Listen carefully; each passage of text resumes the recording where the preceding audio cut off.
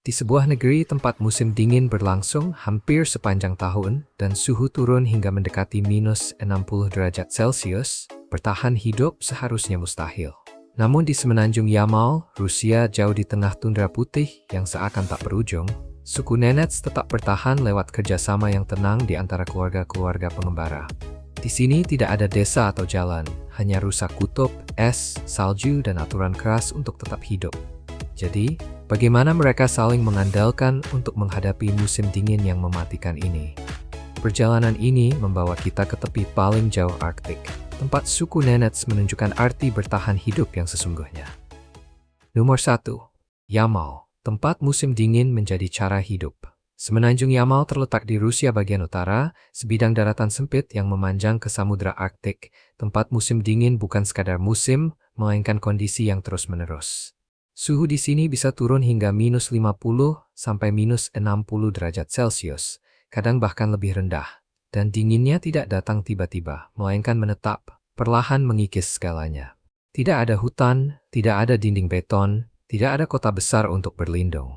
Di tundra yang luas dan terbuka ini, orang-orang bertahan hidup di tenda-tenda berpindah, langsung berhadapan dengan angin, es, dan berbulan-bulan kegelapan. Yamal adalah rumah bagi suku Nenets, masyarakat nomaden yang hidupnya tak terpisahkan dari kawanan rusa kutub mereka. Jumlah mereka kecil dan terus menurun, tetapi yang mendefinisikan Yamal bukanlah angka, melainkan pergerakan. Saat musim gugur berakhir, komunitas mulai bersiap untuk migrasi yang sudah begitu akrab, meninggalkan semenanjung bagian utara dan perlahan bergerak ke selatan, menuju wilayah yang sedikit lebih bisa ditoleransi. Perjalanan ini bukan soal kenyamanan, melainkan soal menghindari tempat-tempat ketika dingin ekstrem dan angin kencang melampaui batas kemampuan manusia maupun hewan. Berbeda dengan masyarakat menetap, suku Nenets tidak punya rumah permanen atau pemanas modern. Semuanya harus bisa dibawa. Tenda mereka dipasang dan dibongkar berkali-kali setiap tahun. Dan satu-satunya sumber panas berasal dari ranting-ranting yang jumlahnya terbatas, dikumpulkan sepanjang perjalanan. Dalam kondisi seperti ini, memilih waktu dan rute yang tepat adalah urusan hidup dan mati. Sungai-sungai yang dulu bisa diandalkan sebagai jalur musim dingin, kini makin sulit diprediksi. Es terbentuk lebih lambat, lebih tipis, dan jauh kurang stabil dibanding sebelumnya. Memindahkan keluarga-keluarga dan ratusan rusa kutub melintasi sungai yang membeku selalu berbahaya. Bahkan es yang tampak lemah bisa runtuh, menyeret manusia dan hewan ke air beku. Tempat panas tubuh hilang hanya dalam hitungan menit. Karena itulah, penyeberangan biasanya dilakukan pada malam hari. Saat udara lebih dingin, es mengeras sedikit mengurangi risiko. Di kegelapan musim dingin Arktik, iring-iringan manusia dan rusa kutub bergerak tanpa suara, dipandu meri lintas generasi, membaca es dingin, Sam meredamkan meri ke selatan. Nomor 2. Migrasi musiman untuk menghindari kematian. Bagi suku Nenets, rusa kutub bukan sekadar milik, melainkan fondasi hidup itu sendiri. Setiap ritme kehidupan sehari-hari, setiap keputusan untuk bergerak, bahkan peran dalam keluarga, semuanya berputar pada kesejahteraan kawanan. Rusa kutub menyediakan makanan, pakaian, transportasi, dan cara untuk bertahan di tundra. Ketika satu hewan melemah, itu bukan hanya kehilangan satu individu, melainkan sinyal peringatan bagi seluruh komunitas. Ancaman terbesar bukanlah dingin, melainkan perubahan lingkungan yang menjadi sandaran hidup rusa kutub. Di musim dingin, tanah terkunci di bawah salju tebal dan es. Lumut kerak, sumber makanan utama mereka, hanya bisa dijangkau jika kawanan mampu menggali menembus lapisan yang membeku. Ketika pola cuaca menjadi tidak stabil, hujan turun di atas salju, lalu membeku menjadi padat, membuat permukaan menjadi keras seperti batu. Dalam kondisi seperti ini, bahkan rusa kutub terkuat pun tidak bisa menjangkau makanan yang cukup. Jika kawanan tidak segera dipindahkan ke padang penggembalaan yang lebih baik, kelaparan menjadi tak terelakkan. Namun migrasi itu sendiri kini semakin berbahaya. Rute yang dulu dapat diandalkan sekarang menjadi penuh ketidakpastian. Sungai dan aliran kecil membeku tidak merata. Es tebal di beberapa tempat, tetapi sangat tipis dan berbahaya di tempat lain. Memaksa suku Nenets menggiring kawanan mereka dengan kehati-hatian yang ekstrem. Musim panas membawa tantangan yang berbeda. Rusa kutub diciptakan untuk dingin, bukan untuk hangat yang berkepanjangan. Panas yang berlangsung lama membuat mereka kelelahan, mengurangi asupan makan, dan meningkatkan kerentanan terhadap penyakit. Naluri mendorong kawanan bergerak ke utara, menuju angin yang lebih dingin dan padang penggembalaan musiman. Jika mereka terlalu lama bertahan di wilayah selatan, stres menumpuk, dan bahkan hewan yang sehat bisa memisahkan diri demi mencari kelegaan. Akibatnya, suku Nenets harus menjaga siklus migrasi yang terus-menerus antara utara dan selatan semenanjung. Pergerakan ini bukan pilihan, melainkan kebutuhan. Bahkan gangguan kecil pada pola migrasi dapat memicu reaksi berantai, mengancam kestabilan kawanan dan kelangsungan hidup manusia yang bergantung padanya. Nomor 3. Karena kawanan rusa kutub dipaksa untuk terus bergerak agar bisa bertahan hidup, suku Nenets tidak dapat tinggal di rumah permanen. Di semenanjung Yamal, gagasan tentang rumah tidak terikat pada satu tempat, melainkan pada mobilitas. Tenda Nenets dirancang agar bisa dipasang dan dibongkar kapan saja. Setiap tenda dibangun dari sekitar 30 tiang kayu panjang, disatukan di bagian atas dan dibentangkan lebar di bagian bawah. Bentuk kerucut ini membuat strukturnya mampu menahan angin tundra yang sangat kencang, sekaligus mencegah salju tebal menumpuk di atap. Di bagian puncak selalu dibiarkan ada celah agar asap bisa keluar, karena perapian di dalam tenda adalah pusat kehidupan sehari-hari. Rangka kayu itu dibungkus beberapa lapis kulit rusa kutub yang tebal, membentuk pelindung alami dari dingin yang ekstrem. Saat api menyala stabil, suhu di dalam bisa mencapai sekitar 20 derajat Celcius. Cukup hangat untuk memasak, beristirahat, dan tidur melewati malam-malam musim dingin yang seakan tak berujung. Namun, kehangatan itu rapuh. Kekurangan kayu bakar atau angin kencang yang memadamkan api bisa membuat suhu di dalam tenda turun hingga di bawah titik beku hanya dalam hitungan menit, meski sudah berlapis kulit. Karena itu, mengumpulkan bahan bakar dan menjaga api tetap hidup menjadi kekhawatiran yang terus-menerus, terutama di musim dingin ketika pepohonan langka. Perapian bukan sekadar sumber panas dan makanan.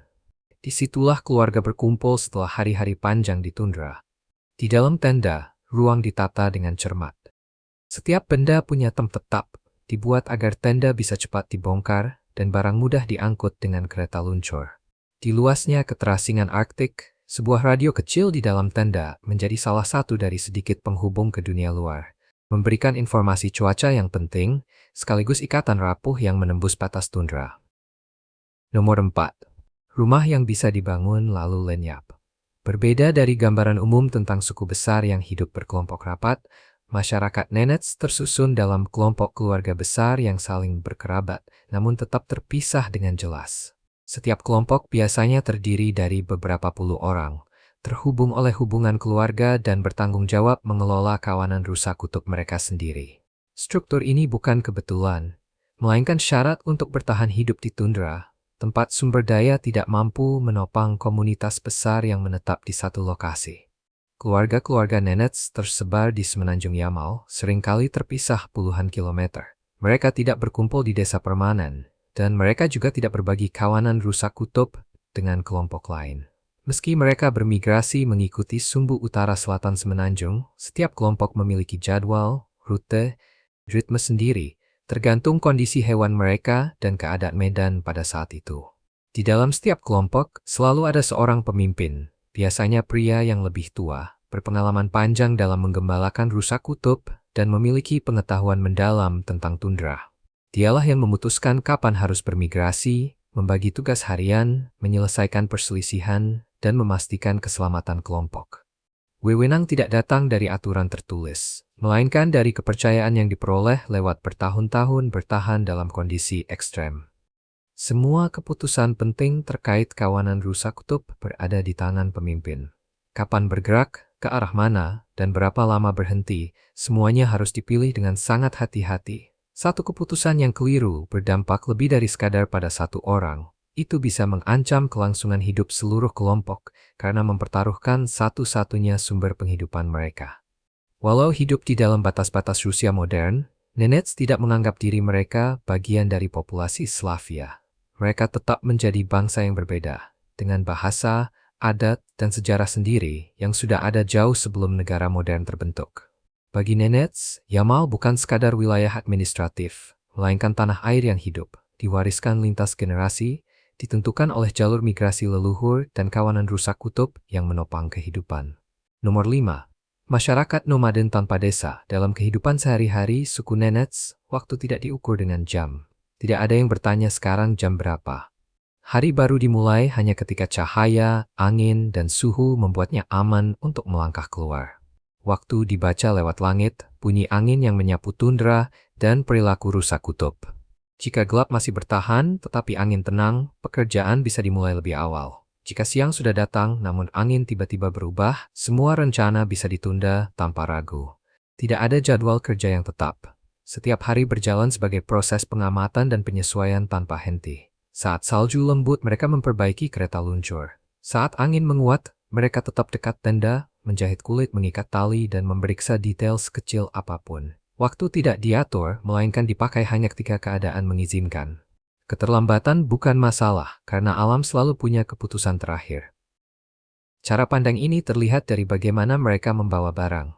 Tidak ada gagasan menyimpan sesuatu jaga-jaga. Setiap barang harus benar-benar layak menempati ruang dalam perjalanan. Apapun yang jarang dipakai akan ditinggalkan. Apapun yang tak bisa diperbaiki akan dibiarkan. Minimalisme di sini bukan pilihan gaya hidup, melainkan aturan untuk bertahan hidup. Membersihkan, menata, dan bersiap untuk perpindahan berikutnya dilakukan dengan tenang. Tidak ada daftar, hanya pekerjaan yang harus selesai sebelum kondisi berubah. Setiap tindakan dibuat efisien, menghemat energi sekaligus waktu. Bepergian ringan berarti bergerak lebih cepat dan tetap lebih aman. Dalam ritme seperti ini, kesiapan lebih penting daripada mengikuti jadwal. Nenets tidak berusaha mengendalikan waktu. Mereka bergerak bersamanya, menyesuaikan diri dengan tundra, tempat segala sesuatu bisa berubah dalam hitungan jam. Nomor 6. Hidup mengikuti angin, bukan mengikuti jam. Di semenanjung Yamal, air langka pada musim dingin. Saat sungai dan aliran air membeku menjadi keras, air harian untuk memasak dan mencuci hanya berasal dari salju bersih atau balok es yang dipotong dari permukaan sungai yang membeku. Salju diskop ke dalam panci logam besar, lalu perlahan dilelehkan di atas api kayu. Bahkan satu panci penuh salju hanya menghasilkan sedikit air, jadi setiap tetes digunakan dengan sangat hati-hati. Karena itu mandi jarang dilakukan. Pada musim dingin, orang Nenets mungkin hanya mencuci badan 1 atau 2 kali seminggu, atau bahkan lebih jarang jika angin kencang bertiup atau kayu bakar terbatas. Mandi tidak pernah mengikuti jadwal yang tetap. Itu terjadi hanya ketika kondisi aman. Prosesnya singkat, biasanya hanya sebatas mengelap tubuh dengan sedikit air hangat. Terlalu lama dalam keadaan basah berisiko menyebabkan hilangnya panas tubuh dengan cepat, dan itu jauh lebih berbahaya daripada kotor. Dalam keseharian, pakaian lebih penting daripada mandi. Pakaian tidak dicuci seperti di wilayah yang lebih hangat. Sebagai gantinya, pakaian dikeringkan oleh api, terkena hembusan angin dingin, atau dibipul bersih dengan salju. Prioritasnya bukan kebersihan, melainkan kekeringan. Pakaian yang lembab bisa menguras panas tubuh dalam hitungan jam. Pakaian musim dingin dikenakan dalam 4 hingga 6 lapisan yang disusun dengan cermat. Lapisan paling dalam menjaga kulit tetap kering. Di atasnya, bulu rusa kutub dikenakan dengan arah bulu menghadap ke dalam untuk menjebak panas. Lapisan luar berupa kulit rusa kutub dengan bulu menghadap keluar, menahan angin dan salju. Dalam dingin yang ekstrem, ditambahkan satu lapisan kulit tebal lagi. Sepatu bot, sarung tangan, dan topi mengikuti sistem berlapis yang sama.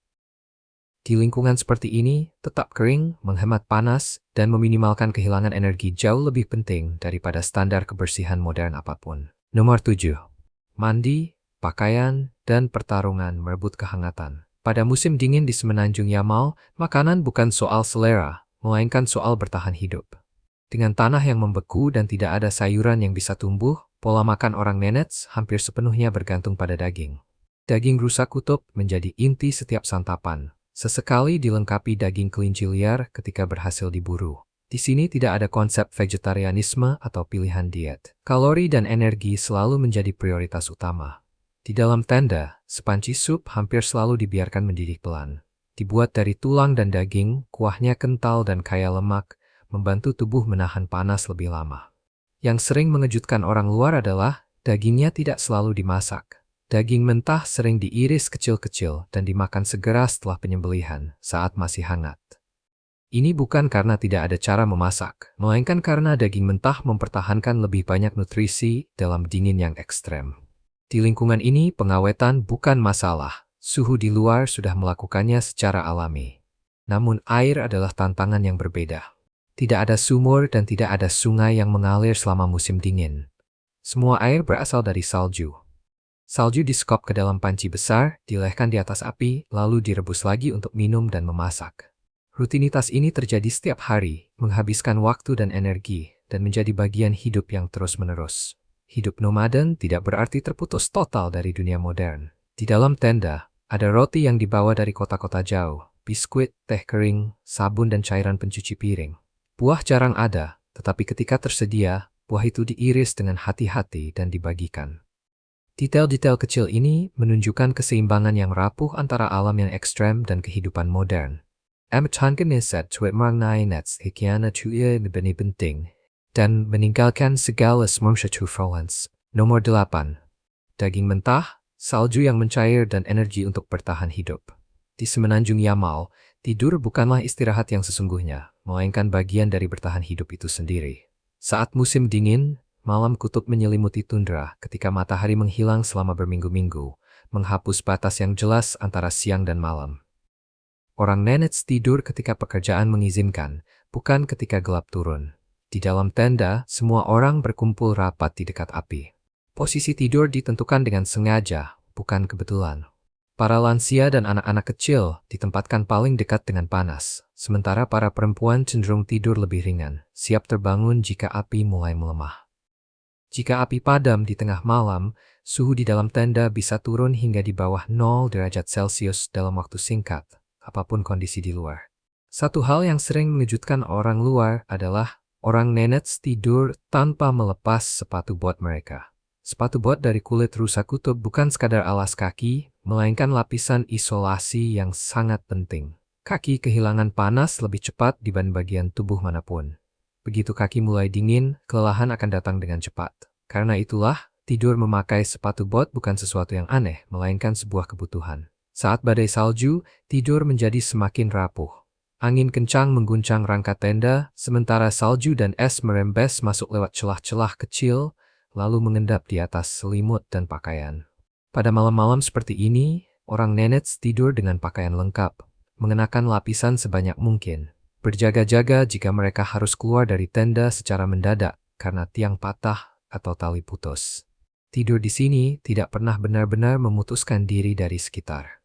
Ia hadir berdampingan dengan kewaspadaan yang terus-menerus, dibentuk oleh suara angin, retakan es, dan kelap-kelip cahaya api, penghalang tipis antara kehidupan dan dingin Arktik yang seakan tak berujung. Nomor 9. Tidur memakai sepatu bot agar tidak membeku sampai mati. Di semenanjung Yamal, irama harian sebuah keluarga Nenets biasanya dimulai dari perempuan. Ia bangun paling dulu saat api tinggal bara setelah malam Arktik yang panjang. Tugas pertamanya bukan makan, melainkan menghidupkan kembali api, karena begitu panas melemah, tenda akan cepat menjadi tempat yang tak mungkin dihuni. Para perempuan bertanggung jawab atas hampir semua hal di dalam tenda. Mereka memasak, merawat anak-anak, mengeringkan dan menjahit kulit rusa kutub, serta memperbaiki pakaian yang robek akibat perpindahan yang terus-menerus. Peran ini bukan sekadar simbol, melainkan kebutuhan hidup. Jika pakaian tidak rapat menahan angin, angin akan menembus. Jika kulit tidak diproses dengan baik, kemampuannya menahan panas akan berkurang. Selama Kaslani, yaitu hari-hari terakhir siklus bulan dan masa migrasi yang penting, para perempuan paling sibuk. Saat para laki-laki menyiapkan rusa kutub dan kereta luncur, para perempuan membongkar tenda, melipat kulit-kulit, mengencangkan tali, dan menata barang dengan presisi. Semuanya harus seimbang, cukup untuk bertahan hidup, tetapi tidak pernah berlebihan. Satu barang yang salah tempat saja bisa memperlambat perjalanan atau menimbulkan bahaya. Walaupun mereka tidak mengambil keputusan akhir tentang migrasi, para perempuan memastikan kehidupan tetap berjalan setelah keputusan itu dibuat. Saat anak-anak menangis karena kedinginan, saat kelelahan datang setelah hari-hari yang panjang, merekalah yang menjaga tenda tetap hangat, menyiapkan makanan, dan mempertahankan keteraturan. Pada malam-malam badai, ketika angin meraung dan suhu turun lebih jauh, para perempuan tidur ringan. Jika api melemah, merekalah yang pertama merasakannya. Di Yamal, kekuatan sebuah keluarga diukur bukan dari jumlah rusa kutubnya, melainkan juga dari tangan-tangan sunyi yang menjaga api tetap menyala. Nomor 10. Perempuan yang menjaga nyala api tetap hidup dalam keluarga. Bagi anak-anak nenets, masa kanak-kanak tidak bisa dipisahkan dari kehidupan nomaden. Mereka tidak tumbuh besar di ruang kelas, melainkan mengikuti irama keluarga dan kawanan rusa kutub. Sejak usia dini, anak-anak ikut serta dalam tugas harian sesuai jenis kelamin dan kemampuan fisik mereka. Anak laki-laki mengikuti para pria ke tundra, belajar membaca salju, mengikat kendali, dan mengumpulkan kawanan saat arah angin berubah. Anak perempuan tetap lebih dekat dengan tenda, membantu para perempuan menjaga api, mengolah kulit rusa kutub, dan merawat adik-adik. Untuk terus hidup bersama keluarga, belajar bertahan hidup bukan pilihan, melainkan keharusan. Meski dinginnya ekstrem, anak-anak nenets sering tampak sehat dan kuat. Lapisan lemak tubuh alami, dipadukan dengan kulit rusa kutub yang tebal, membantu mereka menahan panas lebih efektif dibanding orang dewasa. Pipi mereka memerah diterpa angin es, tampak mencolok di antara abu-abu tak berujung dari hamparan salju. Saat tidak bekerja, kebahagiaan mereka sederhana. Berlari di atas salju, bermain dengan anjing-anjing kereta luncur, terpeleset jatuh, lalu bangkit lagi di udara dingin. Di samping kerja, anak-anak nenets tumbuh menyatu dengan pandangan spiritual komunitasnya. Mereka tidak mengikuti satu agama terorganisasi, melainkan mempraktikkan sistem kepercayaan politeistik kuno. Api, angin, tanah, hewan, semuanya diyakini memiliki roh. Ritual-ritual shamanistik terjalin dalam kehidupan sehari-hari, bukan dipisahkan darinya. Anak-anak bukan sekadar penonton pasif. Sejak kecil, mereka ikut berpartisipasi dengan mengikat kain pada dahan pohon sebagai persembahan, menyaksikan pengorbanan hewan, dan memakan dagingnya segera sebagai bagian dari ritual. Para dukun memimpin upacara ini, dipercaya menjadi jembatan antara dunia manusia dan dunia roh. Ketika seseorang mengalami tekanan mental atau emosional, api dinyalakan pada malam hari, dan ritual pemurnian dilakukan di dalam tenda. Dalam cahaya api yang berkelap-kelip, nyanyian, gerakan, dan irama menyatu mulus dengan keseharian, membentuk masa tumbuh kembang anak-anak nenets di jantung Arktik. Nomor 11. Tumbuh besar di tengah es dan iman. Jika kamu tinggal di Yamal cukup lama, kamu akan menyadari bahwa suku nenets tidak bergantung pada aturan tertulis. Mereka hidup mengikuti hukum tundra yang tak tertulis, dipelajari lewat pengalaman, dan diingat oleh siapapun yang berhasil bertahan melewati musim dingin.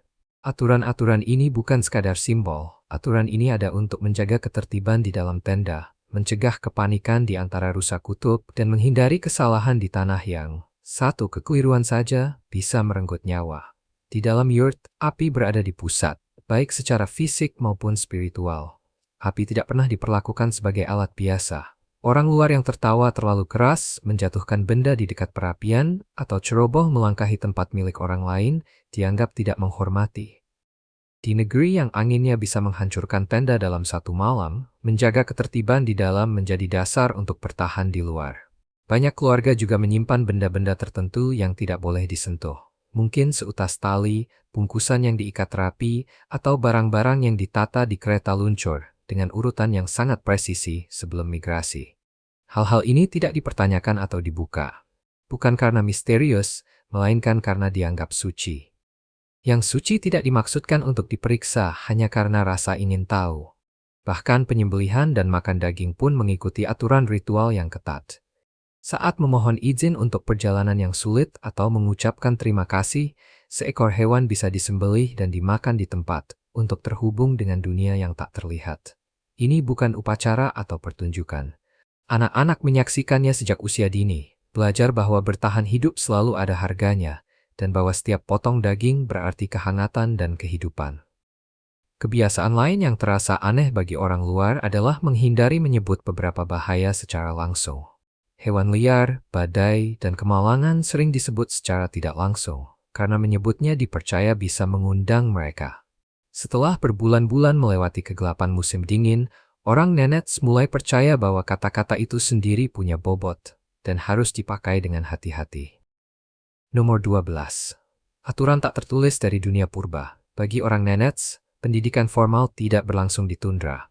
Ketika anak-anak mencapai usia sekolah, helikopter mendarat di hamparan salju terbuka dan membawa mereka pergi dari keluarga. Sejak sekitar usia 6 atau 7 tahun, banyak yang dikirim ke sekolah asrama di kota-kota jauh, ratusan kilometer dari rumah. Di sana, mereka tinggal di ruangan yang hangat, mengikuti jadwal yang tetap, dan belajar sepenuhnya dalam bahasa Rusia. Mereka mempelajari membaca, menulis, matematika, dan keterampilan yang dibutuhkan untuk berfungsi dalam masyarakat modern. Namun, pengetahuan ini tidak mengajarkan mereka cara membaca arah angin, mengenali es yang tipis, atau mengolah kulit rusa kutub. Pada saat yang sama, keterampilan bertahan hidup yang diwariskan turun-temurun tidak mendapat tempat di ruang kelas. Dua sistem pengetahuan ini berjalan berdampingan, tetapi jarang sekali bertemu. Berbulan-bulan jauh dari rumah perlahan mengubah ikatan keluarga. Saat anak-anak kembali ke tundra saat liburan, sebagian kesulitan beradaptasi lagi. Tidur di tenda dingin, bangun pagi bersama kawanan, dan hidup tanpa kenyamanan modern terasa asing dan tidak nyaman. Orang tua memandang dengan cemas ketika anak-anak mereka mulai kehilangan kelancaran dalam keterampilan yang dulu memastikan kelangsungan hidup. Tetapi, menjaga mereka tetap di luar sekolah berarti menutup semua pintu menuju dunia modern. Tanpa pendidikan, anak-anak Nenets tidak bisa berurusan dengan pihak berwenang, mengakses layanan kesehatan, atau menggunakan teknologi modern. Pendidikan pun menjadi pilihan yang nyaris mustahil. Di Semenanjung Yamal, sekolah bukan hanya tentang kemampuan membaca. Secara diam-diam, ia menciptakan generasi yang tergantung di antara dua dunia. Punya bekal untuk pergi, namun terikat oleh ingatan dan jati diri pada tundra yang tak pernah bisa mereka tinggalkan sepenuhnya. Nomor 13. Sekolah asrama dan generasi di antara dua dunia. Di Semenanjung Yamal, bahkan cedera kecil bisa dengan cepat berubah menjadi ancaman nyawa. Jarak menuju dunia luar terbentang lintasi ratusan kilometer tundra dan seringkali membutuhkan perjalanan berhari-hari. Pertolongan medis darurat, sebagaimana dipahami dalam masyarakat modern, nyaris tidak ada di sini. Orang Nenets tidak memiliki klinik permanen atau rumah sakit lapangan, dan akses ke sistem kesehatan negara terbatas, atau bahkan tidak ada sepanjang sebagian besar tahun. Saat seseorang terluka, perawatan dimulai di dalam keluarga. Pengetahuan tradisional digunakan, luka dibalut dengan kulit, tulang yang patah distabilkan dengan kayu, dan lemak hewan dioleskan untuk mempertahankan panas, serta mengurangi risiko hipotermia. Metode-metode ini bukan untuk menyembuhkan sepenuhnya, melainkan untuk membeli waktu dan melihat apakah tubuh dapat pulih dengan sendirinya.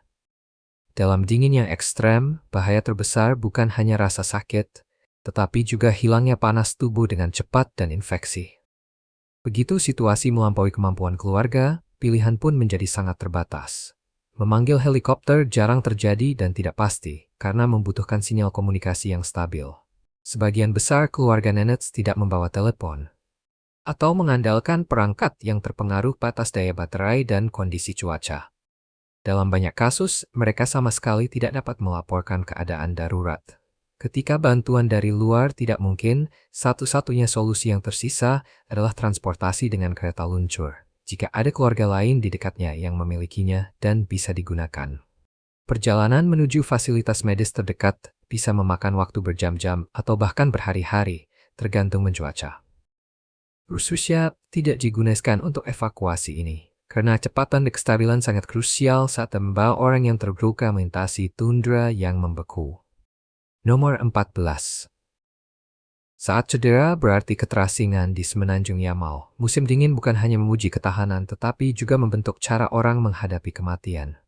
Di sepanjang tundra putih yang seakan tak berujung, tempat suhu bertahan jauh di bawah titik beku selama berbulan-bulan, batas antara hidup dan mati seringkali sangat tipis. Kematian jarang datang secara dramatis.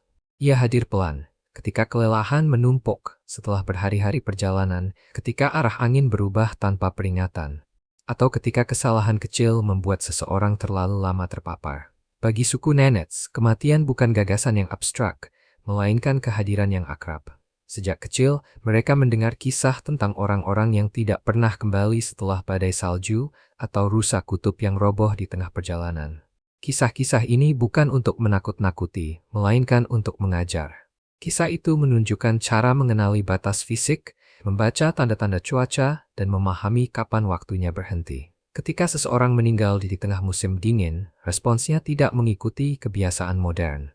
Tanah yang membeku membuat pemakaman menjadi mustahil. Seringkali, keluarga harus menunggu sampai kondisi berubah, sambil melindungi jenazah dari hewan dan angin yang kejam. Ini bukan sikap tidak peduli, melainkan penerimaan terhadap batas-batas alam. Tidak ada pemakaman panjang atau upacara rumit di tundra musim dingin. Semuanya berlangsung hening, hati-hati, dan selaras dengan lingkungan. Tak lama kemudian, perhatian kembali pada rusa kutub, tanda-tanda, dan perjalanan yang menanti. Di tanah yang tak pernah berhenti, hidup terus melangkah maju, bahkan ketika kehilangan hadir di dekat mereka. Nomor 15. Hidup, mati, dan berbagi di tundra. Di semenanjung Yamal, kehidupan suku Nenets lebih sedikit dibentuk oleh kebutuhan individu dan lebih banyak oleh ikatan di antara keluarga-keluarga pengembara. Bahkan kegiatan yang tampak seperti rekreasi, seperti balapan rusa kutub, mencerminkan rasa kebersamaan yang sangat dalam. Balapan ini bukan semata-mata soal menang. Balapan itu menjadi momen langka bagi keluarga dari wilayah yang jauh untuk bertemu, bertukar pengetahuan tentang penggembalaan, dan menilai kondisi rusa kutub mereka. Walau hadiahnya bisa berupa seekor hewan yang sehat, nilai sesungguhnya ada pada terjaganya hubungan antar kelompok yang tersebar di seluruh tundra. Memancing di sungai yang membeku mengikuti prinsip yang sama. Ketika es sudah cukup aman, keluarga biasanya memancing bersama, berbagi peralatan, dan bergantian memotong es serta menarik jaring. Hasil tangkapan tidak selalu disimpan oleh satu rumah tangga. Pada masa-masa sulit, berbagi ikan adalah hal yang umum, karena semua orang paham bahwa suatu saat bantuan bisa dibutuhkan sebagai balasan. Bahkan rutinitas pribadi seperti mandi memperlihatkan ketergantungan satu sama lain.